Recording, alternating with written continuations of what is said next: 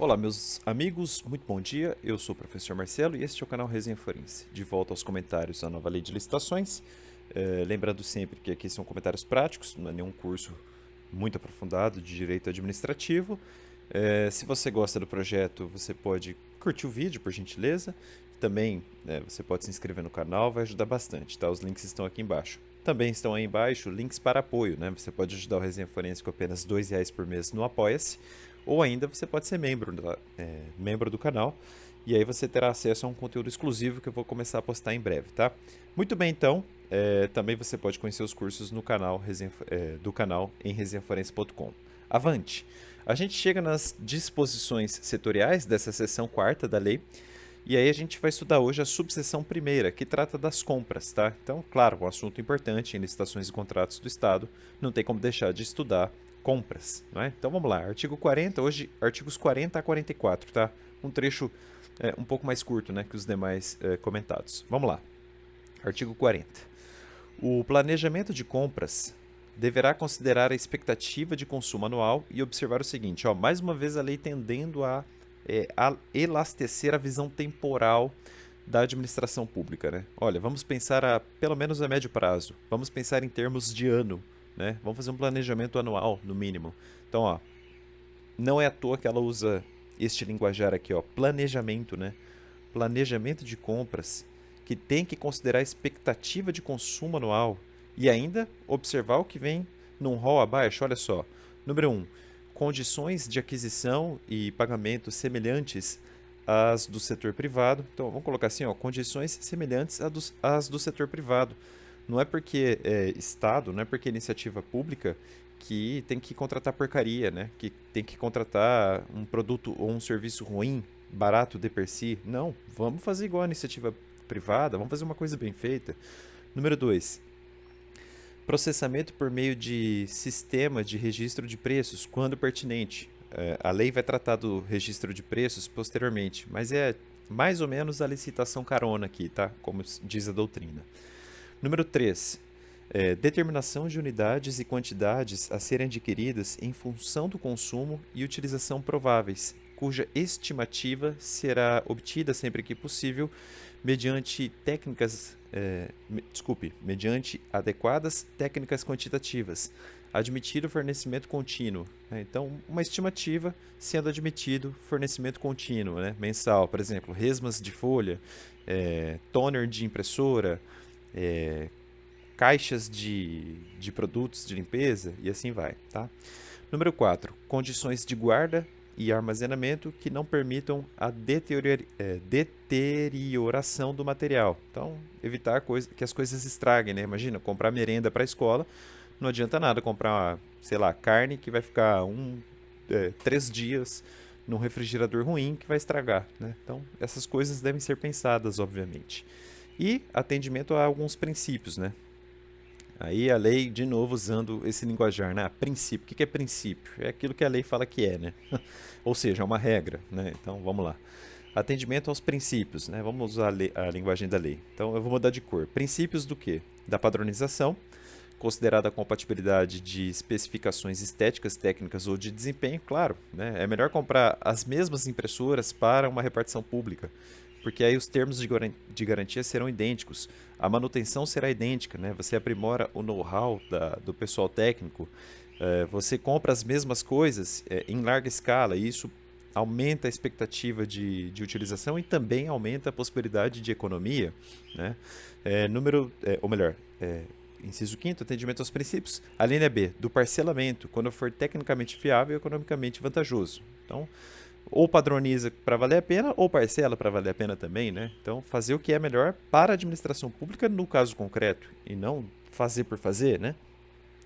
A linha C, claro, da responsabilidade fiscal, né? Gastar só o que tem, em regra, mediante comparação da despesa estimada com a prevista no orçamento. Então, olhar, ficar de olho na legislação pertinente para o ano, enfim, para o plano anual e também para o plano de 5 anos, né? Plano plurianual, se eu não me engano. Não é minha especialidade de direito financeiro, tá?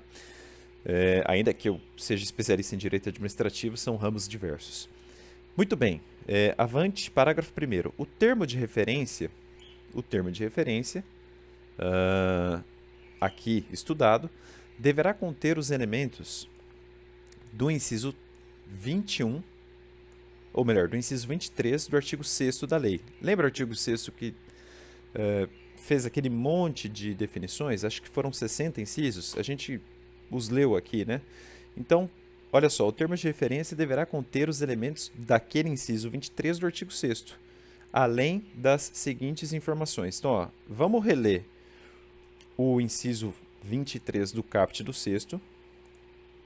Tá? O termo de referência tem que conter isso aqui, para fins de compras, e também as informações arroladas no próprio dispositivo hoje comentado. Então, será o inciso 23 do caput do 6º e também os incisos desse parágrafo primeiro aqui. Eu me dei conta, e eu vou corrigir isso agora, que eu coloquei só a linha A aqui. Só um minutinho, tá, pessoal? Termo de referência. Então, eu coloquei a linha A, mas faltou um monte aqui, né? Então, corrigindo. Pronto. Então, a nossa leitura não é preguiçosa. Então, o que a gente vai fazer? A gente vai ler o inciso 23 do artigo 6º da lei. Tá aqui, ó. Vamos lá. Termo de referência. O termo de referência é definido em lei como um documento necessário para a contratação de bens e serviços. Então, aqui, agora, para o dispositivo hoje comentado, que são das compras, né? O que nos interessa é isso aqui, né? Contratação de bens, claro, porque é compra. Que deve conter os seguintes parâmetros e elementos descritivos. Letra A. Definição do objeto, incluídos sua natureza, os quantitativos, prazo do contrato e, se for o caso, possibilidade de prorrogação. Pessoal, só leitura en passant, tá? Para a gente ter uma leitura bem feita da lei seca. Letra B. Fundamentação da contratação, ou seja, referência aos estudos técnicos preliminares ou, quando não for possível divulgá-los, extrato das partes que não contiverem informações sigilosas. Letra C. Descrição da solução como um todo, né? Olhar todo o ciclo de vida do objeto. Letra D. Requisitos da contratação. Letra E. Modelo de execução do objeto, ou seja, definição de como o contrato vai produzir os resultados pretendidos do início até o fim. Letra F. Modelo de gestão do contrato, ou seja, a execução do objeto, como ela vai ser acompanhada e fiscalizada pela entidade ou pelo órgão. Letra G. Critérios de medição e de pagamento. Letra H. Formas e critérios de seleção do fornecedor. Letra I. Estimativas do valor da contratação, acompanhadas dos preços unitários referenciais, memórias de cálculo e documentos que lhe dão suporte, tem que instruir, né?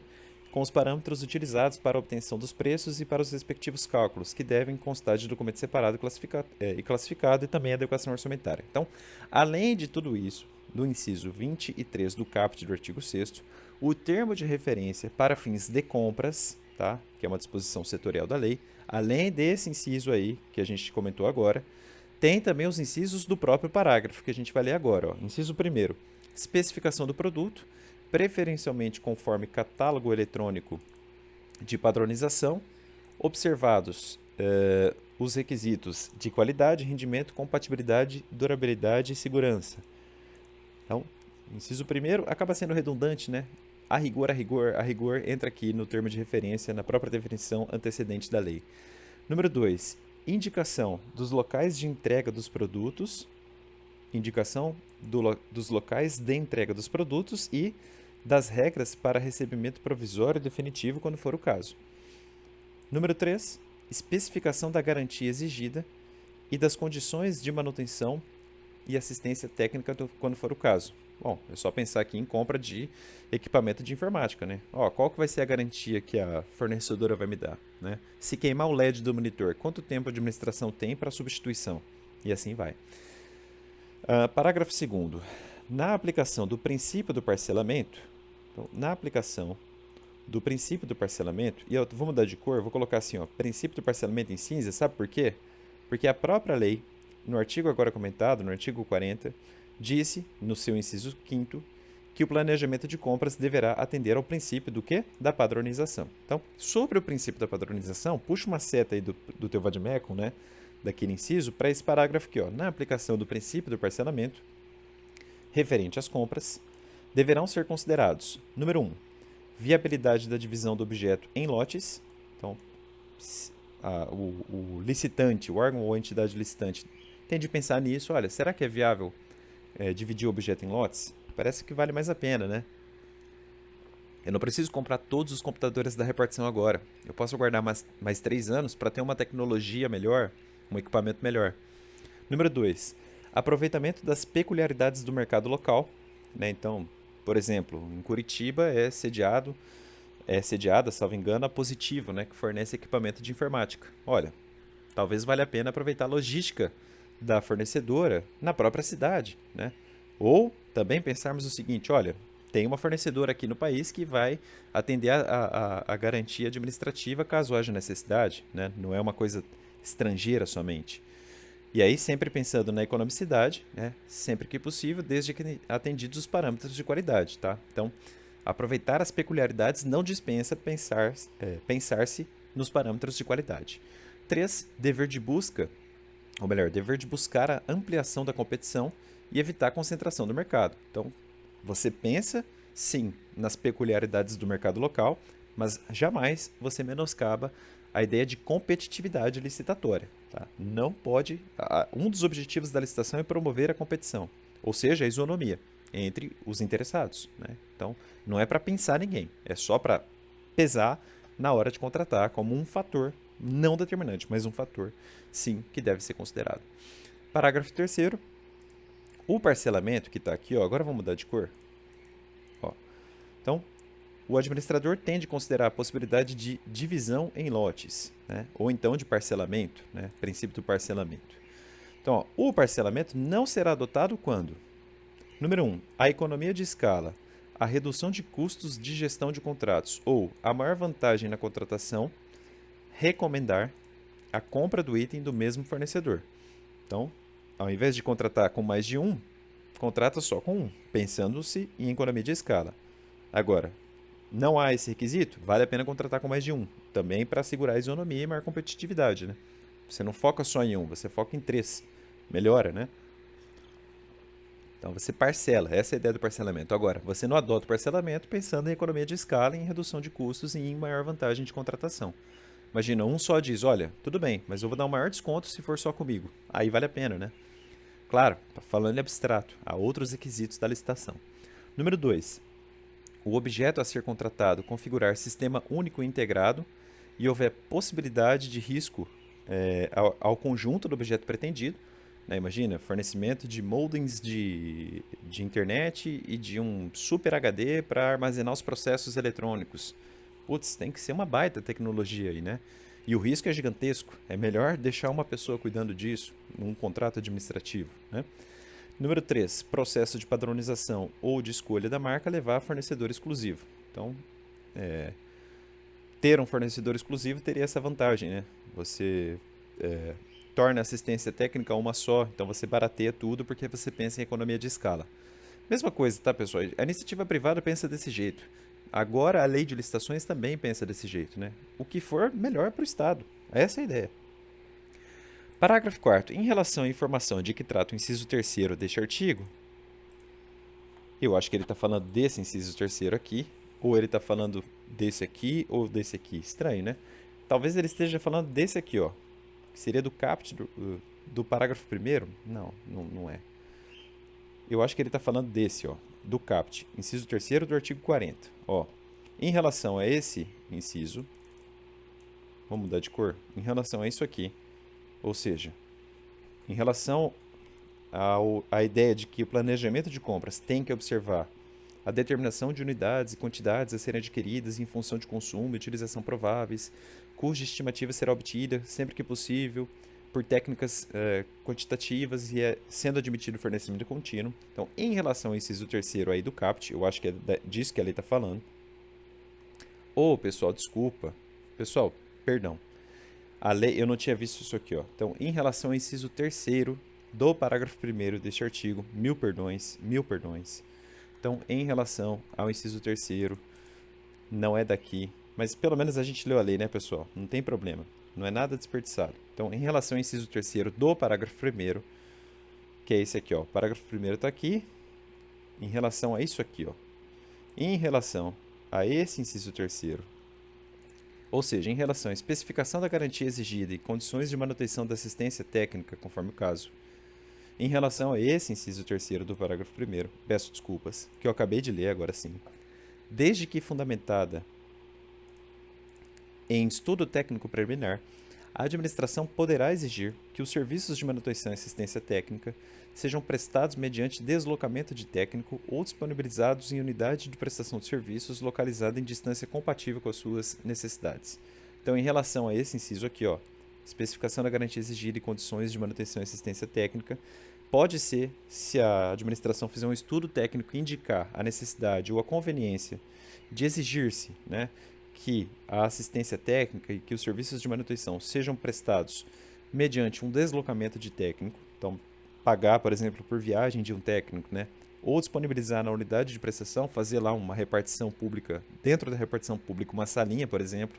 Claro que isso custa, mas se for conveniente, a administração pode fazer isso, tá? Exigindo, claro, da fornecedora um funcionário, enfim, que fique ali na repartição, só para dar um exemplo. Mil perdões pela confusão, está desfeita a confusão e está explicado o parágrafo 4º. Avante, artigo 41 agora. Vejam, 15 minutos comentando o artigo 40, né? Eu falei que seria um vídeo curto, mas não. Tudo isso porque a lei é prolixa, né? Ela cita outros dispositivos dela mesma, e aí fica uma zona. A gente tem que ler com calma. Não adianta estudar lei de licitações sem essa paciência, tá? Este é um serviço importante. Peço até a paciência de vocês, porque eu sei que é chato, tá? Muitos aqui aparecem, até comentam em tom de deboche. Poxa, teve um que comentou esses dias, esse vídeo me seria útil se eu fosse cego e não conseguisse ler, né? E precisasse de alguém lendo para mim. Mas mesmo isso é importante, tá? A oralidade e a audição. Mesmo isso é importante. E aqui no vídeo você tem a vantagem de ver esse fluxo, né? Então, eu pelo menos acho super vantajoso. Para mim é proveitoso. Espero que para você seja também. Se não é, tudo bem. Fecha o vídeo, abre o teu Vadmec e lê sozinho. Ou pega uma doutrina. Não tem problema nenhum, pessoal. Não tem problema nenhum, tá? Eu só peço certo respeito, porque às vezes as pessoas são mal educadas aqui, tá? É algo gratuito. E o pessoal às vezes pega pesado, né? Eu sempre aviso no começo do vídeo, olha, não é um curso, é uma leitura de lei seca, só isso, porque a gente já está atarefado demais. E fazer uma leitura cuidadosa, às vezes vale a pena. Te dá aquela questão na prova, tá? Artigo 41. No caso de licitação, que envolva fornecimento de bens. Então, licitação que envolva fornecimento de bens, afinal a gente está falando de compra. Compra é fornecimento de bens e não de serviços. A administração poderá excepcionalmente. Então, isso aqui, pessoal, é exceção. Ela pode, mas excepcionalmente. Isso denota o quê? Que o ato administrativo aí tem de ser motivado, tem que ter fundamentação. Qual é a fundamentação? Que vai estar no rol aqui, ó. O que ela pode fazer excepcionalmente? Indicar uma ou mais marcas ou modelos, desde que formalmente justificado, nas seguintes hipóteses. A lei aqui é redundante, né? Desde que formalmente justificado é justamente a palavrinha excepcionalmente aqui, né? Mas tudo bem, vamos lá. Indicar uma ou mais marcas ou modelos, se houver justificativo formal, né? Nos seguintes casos. Número 1, em decorrência da necessidade de padronização do objeto. Letra B, em decorrência da necessidade de manter compatibilidade com plataformas e padrões já adotados pela administração. Então, por exemplo, ela já usa impressoras pelo cartucho de tinta da marca tal, né? Tá barato, em economia de escala, comprar os cartuchos. Não vale a pena mudar para o toner, né? Então, vamos focar em impressora que tem o mesmo cartuchinho lá de tinta, porque isso vai gerar economia de escala. E já faz 5 anos que aquela repartição usa a tal impressora de tinta. Para dar um exemplo, tem vários outros, né? Ou sei lá, a entrada do monitor é HDMI, não aquele cabinho azul. Vamos padronizar o contrato e a licitação de modo a ter o fornecimento idêntico, né? Não faz sentido mudar toda a estrutura administrativa depois de anos e anos do mesmo jeito, né? Letra C, quando determinada marca ou modelo comercializados por mais de um fornecedor forem os únicos, então quando determinada marca ou modelo comercializados por mais de um fornecedor forem os únicos capazes de atender a necessidade do contratante. Eu dei o exemplo do monitor, da entrada de monitor, entra aqui, né? Mais de uma marca ou mais de um modelo é comercializado por mais de um fornecedor. Tá? Muito bem. A letra C aqui é bem redundante, né? Letra D, quando a descrição do objeto a ser licitado puder ser mais bem compreendida pela identificação de determinada marca ou determinado modelo, aptos a servir apenas como referência. Então, não é que a administração esteja pensando a marca, mas ela está usando aquilo como referência. Então, sei lá, eu não consigo pensar um exemplo agora, mas há tecnologias que se confundem com o próprio fornecedor. Não é que sirva aqui, mas, por exemplo, Gillette. O que você pensa quando se fala em Gillette? Naquele negocinho, né, para raspar o pelo, né, para fazer a barba. Só que Gillette é a marca, né? Então, você pode descrever o objeto. Isso aqui é um exemplo tosco, tá, pessoal? Não é que vai acontecer a licitação assim, mas é a mesma ideia. Ah, eu quero tipo a Gillette. Tá? Não tem problema, porque a administração aqui não está contratando a marca Gillette, e sim a ideia central do que você pensa ao falar assim Gillette. Essa é a ideia. Inciso segundo. Então, inciso primeiro. Né? A administração pode, excepcionalmente, repisando, né, na licitação que envolva fornecimento de bens e, portanto, na compra, indicar uma ou mais marcas ou modelos, nesses casos das letras A a D. Inciso 2. Exigir amostra ou prova de conceito do bem no procedimento de pré-qualificação permanente. Então, ó, eu quero uma amostra. Essa caneta tua realmente escreve? Ou é aquela porcaria?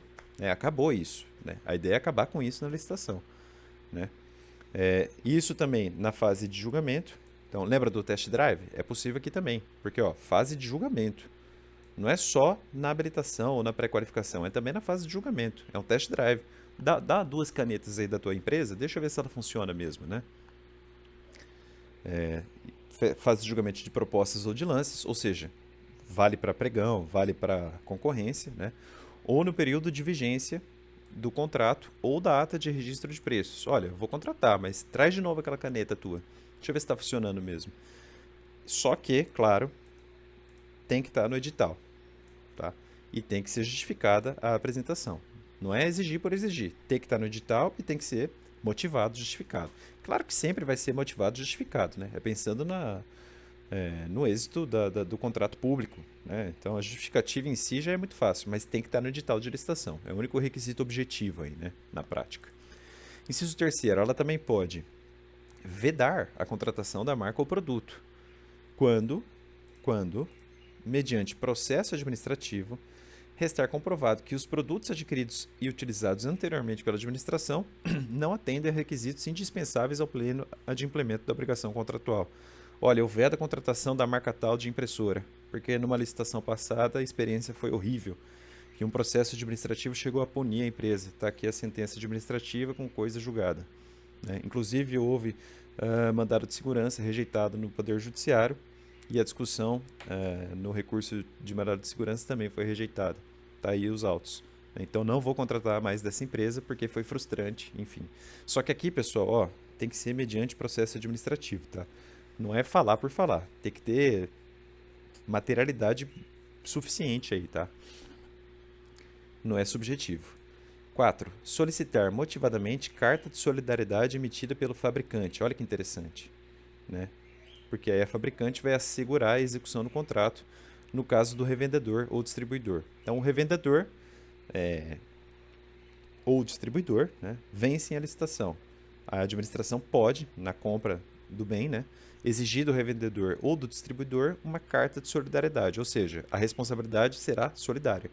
Não só do revendedor, não só do distribuidor, mas também do fabricante. Né? Então, é a fabricante e o distribuidor da marca tal de computação, por exemplo. Tá? Então, ela pode solicitar, se houver motivo, e quase sempre há, uma carta de solidariedade. Parágrafo único. A exigência prevista no inciso 2 do caput deste artigo, ou seja, essa exigência aqui,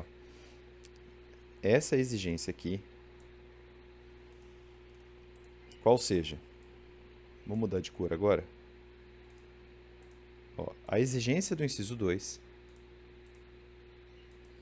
exigir amostra ou prova de conceito de bem no procedimento de pré-qualificação permanente, na fase de julgamento das propostas ou de lances, né, o test drive, ou no período de vigência do contrato, ou data de registro de preços. Lembra que eu dei o exemplo da caneta? Então, essa exigência aqui, que tem que estar no edital, tá? Tem que estar no edital. Então, sobre essa exigência aqui, essa exigência será restrita, restringir-se ao licitante provisoriamente vencedor quando realizada na fase de julgamento das propostas ou de lance. Interessante, né? Então, ela faz um test drive naquele que está ganhando. Ela não pode pegar no quinto colocado. Né? Porque aí isso dá aso também a uma utilização, como eu posso dizer, completamente irrelevante ou pode dar aso à utilização indevida de produtos ou serviços por particulares da administração, se é que me entendem. O que seria improbidade administrativa, né? Aliás, contrariar o parágrafo único aí parece sim improbidade, porque você afronta a legalidade, né? Afronta o princípio e, portanto, incorre num tipo de conduta punível pela lei de improbidade administrativa. Então, ó, é só o provisoriamente vencedor. Não vai fazendo o test drive de todo mundo aí, não, tá? Artigo 42 agora.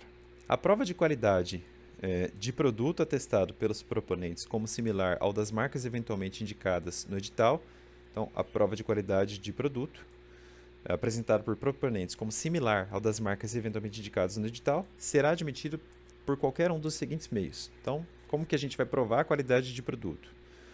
Por qualquer um desses meios aqui. Número 1, comprovação de que o produto está de acordo com a BNT, né, basicamente, ou órgãos oficiais competentes, poderia ser em metro, em tese. Né? Aqui, ó, até está aqui, ó, entidade credenciada pelo Inmetro. 2, declaração do atendimento satisfatório, só que aí, claro, remetido pelo órgão ou entidade de nível federativo equivalente, né, ou superior, que tenha adquirido o produto. Então, constitucionalmente é complicado falar nisso aqui, mas basicamente seria mais ou menos assim. Se a União disse que traz atendimento satisfatório, os estados e os municípios podem se valer desse ato administrativo da União. É estranho pensando no Pacto Federativo, né? Porque a União estaria sendo superior, né? E não é isso que acontece numa verdadeira federação. Mas aí a lei incorre nessa tecnia, né? A gente pode pensar assim. Então, agora, se um município declarou que há atendimento satisfatório, nem estados nem a União poderá se valer desse ato. Agora, outros municípios poderão se valer do ato de declaração de atendimento satisfatório, caso seja do município, certo? E aqui a lei fala de entidade, a gente poderia pensar, por exemplo, imagina que o IBAMA, né, que é uma autarquia federal, faça uma declaração de atendimento satisfatório para uma máquina de podar grama, né, que ele usa lá em qualquer atividade. Sendo o IBAMA uma entidade autárquica federal, em tese, pelo que eu estou vendo aqui, autarquias estaduais e municipais, ou mesmo as entidades federativas estaduais e municipais poderiam também se valer dessa declaração do IBAMA, né? E a própria União, é claro. Tá? Fica uma dúvida aqui, tá? Sobre a constitucionalidade do inciso 2. Eu não gosto dessa ideia, não. Número 3, certificação, certificado, laudo ou documento similar que possibilite, vamos colocar assim, ó, certificado que possibilite a aferição de qualidade, né? E da conformidade do produto, do processo de fabricação, inclusive sob o aspecto ambiental, do exemplo do IBAMA não foi à toa, emitido por instituição oficial competente ou entidade credenciada. Aí, combinando os incisos 2 e 3, né, o IBAMA parece interessante aqui para esse fim de aspecto ambiental. Né? O IBAMA disse que não polui, né, que está dentro da margem da resolução tal, de tal órgão ambiental, né, do CONAMA, sei lá. Não sou especialista em ambiental, mas é mais ou menos isso. Parágrafo 1º. O edital poderá exigir, como condição de aceitabilidade da proposta, certificação de qualidade do produto por instituição credenciada pelo Conselho Nacional de Metrologia, Normalização e Qualidade Industrial, que é o CONMETRO. Parágrafo 2º. A administração poderá, nos termos do edital de licitação, então tem que estar no edital, oferecer um protótipo do objeto pretendido. Né? Então, eu quero tal inteligência artificial, por exemplo, né? E exigir na fase de julgamento das propostas amostras do licitante provisoriamente vencedor para atender à diligência ou, após o julgamento, como condição para firmar o contrato. Né? Então, julga e depois, vamos ver se funciona mesmo, senão não vou contratar. Mas tem que estar, adivinha onde? No edital de licitação. Tudo tem que estar no edital, basicamente, né, pessoal? É a lei da licitação. Parágrafo 3º. No interesse da administração, as amostras aí do parágrafo 2º, né, amostras do protótipo pretendido, poderão ser examinadas por instituição com reputação ético-profissional na especialidade do objeto, previamente indicada, olha só, de novo, tem que estar no edital. Tem que estar no edital. Não pode pensar qualquer um, não. Não é ad hoc. Tem que estar no edital. Artigo 43. O processo de padronização deverá conter: número 1, parecer técnico sobre o produto, consideradas, ou melhor, considerados especificações técnicas e estéticas, desempenho, análise de contratações anteriores, custo e condições de manutenção e garantia. Ó, olha que interessante aqui, ó. Especificações técnicas e estéticas, pense-se no ar-condicionado da repartição, né, de um prédio. Fica muito feio o prédio ter 5 tipos daquele aparelho de ar-condicionado, né? Então é interessante aqui padronizar, até pelo valor do imóvel da administração, né? Número 2, despacho motivado da autoridade superior com a adoção do padrão. 3, síntese da justificativa e descrição sucinta do padrão definido. É um ar-condicionado, tamanho, dimensão externa X por Y, né? Divulgados em site eletrônico, né? Em sítio eletrônico oficial, ou seja, no site do órgão ou entidade. Parágrafo 1º. É permitida a padronização com base em processo de outro órgão ou entidade de nível federativo igual ou superior ao do órgão adquirente.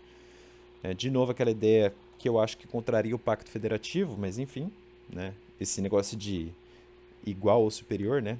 Que em tese a União não é maior ou melhor que o Estado. A União é a União e o Estado é o Estado, né? A União é a União e o município é o município, cada um com a sua competência.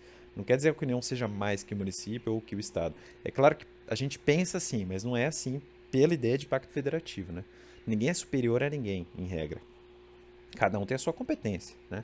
Mas enfim, a lei admite a padronização, eu não sei se isso é constitucional ou não, acho que não é, mas não tem nada do Supremo, pelo que eu vi, tá? E aí, quando for o caso, ó, devendo o ato que decidir pela adesão a outra padronização ser devidamente motivado. Então, acho que não basta aderir, né? Tem que falar, olha, a União aderiu, né? E eu acho que cabe aqui, nesta unidade federativa, por isso, etc, etc. E tem que indicar necessidade da administração e riscos decorrentes dessa decisão. E divulgando em site também. Então, sabe-se que há riscos, mas que a ideia de padronização aqui é muito vantajosa, porque pode gerar economia para a administração. Aliás, ocorreu o mesmo na União e em outro estado que adotou semelhante procedimento, como está nos autos, etc, etc. Parágrafo 2º. As contratações de soluções baseadas em software de uso disseminado, por exemplo, o Word, né? Eu estou usando o Word aqui, é um software de uso disseminado. Serão disciplinadas em regulamento que defina o processo de gestão estratégica das contratações desse tipo de solução.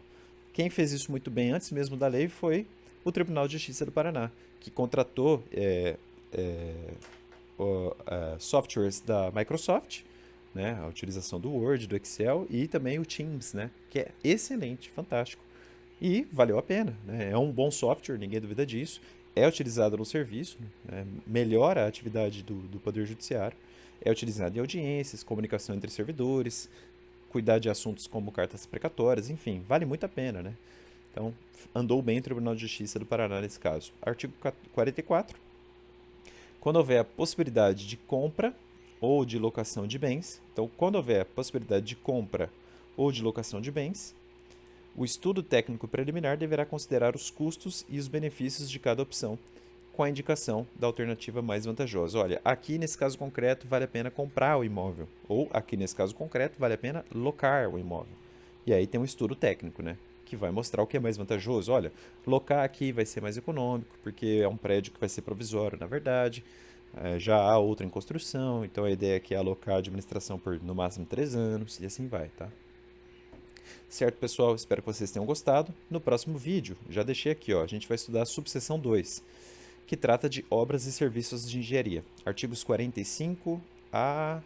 já deixei tudo prontinho aí, mas serão os artigos 45... 45 a...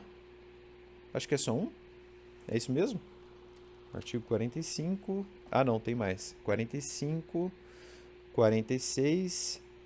45 e 46, só que são artigos vitaminados, né? 45 e 46, todos repletos de incisos, parágrafos, enfim, alíneas, remissões, citações, e é isso aí. Tá certo, pessoal? Então, até amanhã. E um abraço forte, bons estudos e até mais. Já vou deixar aqui na lousa. Então, próximo vídeo 45 e 46. Pessoal, muitíssimo obrigado, até mais. Tchau, tchau.